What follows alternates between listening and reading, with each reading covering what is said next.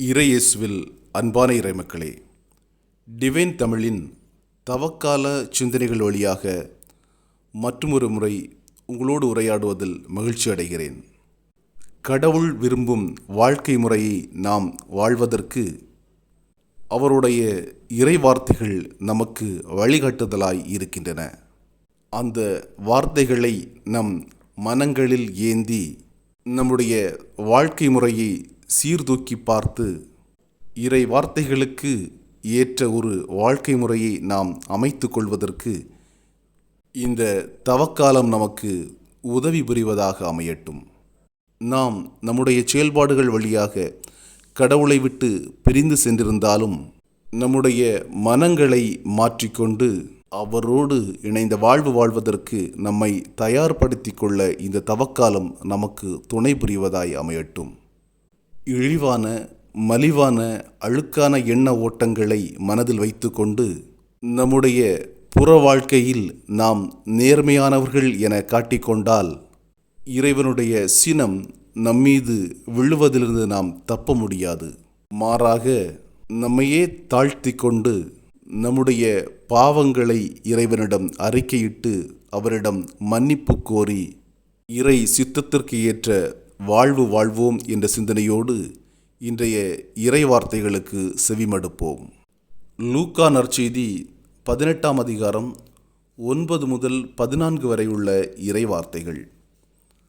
அக்காலத்தில் தாங்கள் நேர்மையானவர் என்று நம்பி மற்றவர்களை இகழ்ந்து ஒதுக்கும் சிலரை பார்த்து இயேசு இந்த உவமையை சொன்னார். இருவர் இறைவனிடம் வேண்ட கோவிலுக்கு சென்றனர். ஒருவர் பரிசேயர், மற்றவர் வரி தண்டுபவர். பரிசேயர் நின்று கொண்டு இவ்வாறு இறைவனிடம் வேண்டினார்: கடவுளே, நான் கொள்ளையர், நேர்மையற்றோர், விபச்சாரர் போன்ற மற்ற மக்களைப் போலவோ இந்த வரி தண்டுபவரைப் போலவோ இல்லாதது பற்றி உமக்கு நன்றி செலுத்துகிறேன். வாரத்தில் 2 முறை நோன்பிருக்கிறேன். என் வருவாயில் எல்லாம் 10 பங்கை கொடுக்கிறேன். ஆனால் வரி தண்டுபவர் தொலைவில் நின்று கொண்டு வானத்தை அண்ணாந்து பார்க்கக்கூட துணியாமல் தன் மார்பில் அடித்து கொண்டு, கடவுளே, பாவியாகிய என் மீது இறங்கி அருளும் என்றார்.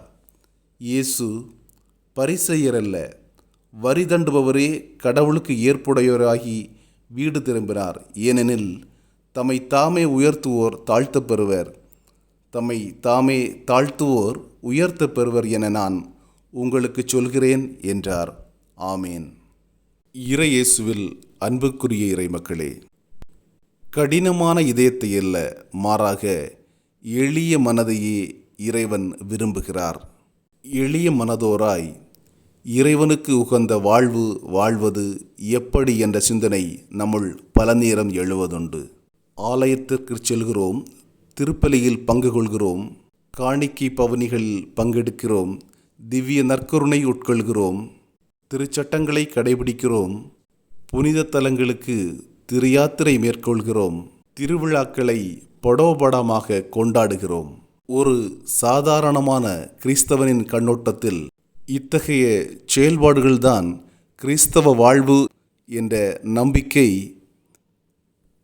நம்முடைய மனங்களில் குடிகொண்டுள்ளது.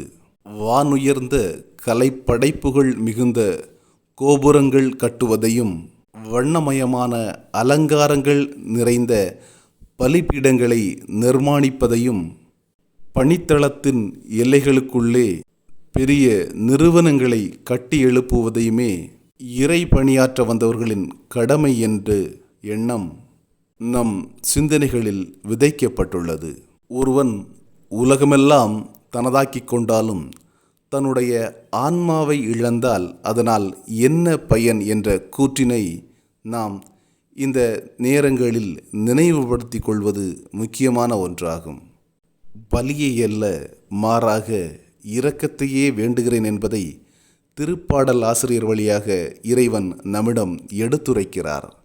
பிறருடைய கவனத்தை ஈர்க்கும் வாழ்வு வாழ்வது என்பது இறைவனுக்கு உகந்த வாழ்வை நமக்கு பெற்றுத்தராது.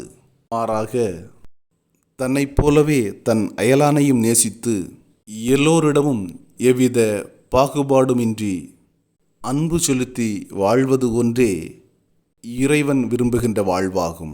எக்காலத்திலும் வெளிவேடக்காரர்கள் இறைவனுக்கு உகந்த வாழ்க்கையை வாழ இயலாது என்ற சிந்தனையை நம் மனங்களில் நிலைநிறுத்தி கொண்டு நம்முடைய வாழ்க்கை பயணத்தை அமைத்து கொள்வோம்.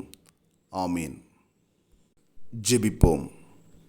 எங்களை படைத்து பராமரித்து பாகுபாடற்ற அன்பை எங்கள் மீது பொழிந்து கொண்டிருக்கும் அன்பு இறைவா, உமக்கு உகந்த மக்களினமாக எம்மை தேர்ந்து கொண்ட உமது கருணைக்கு நன்றி.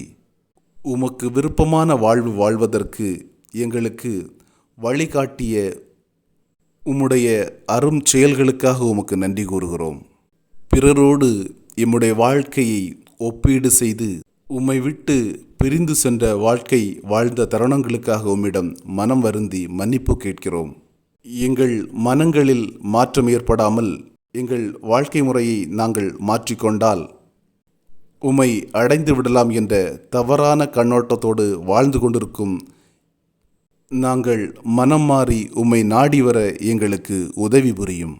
பிறரை விட நாங்கள் உயர்ந்தவர்கள் என்ற இருமாப்போடு நாங்கள் செயல்பட்ட தருணங்களுக்காக உம்மிடம் மனம் வருந்தி மன்னிப்பு கேட்கிறோம்.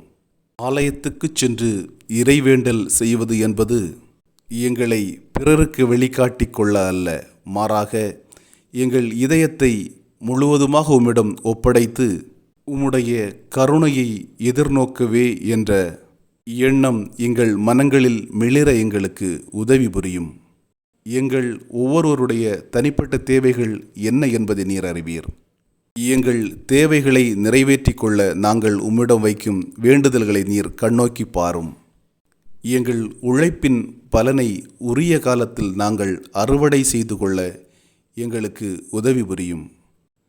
எங்களிடையே உடல் உள்ள நோய்களால் அவதிப்படுகின்ற மக்களை உம்முடைய பாதத்தில் சமர்ப்பிக்கிறோம்.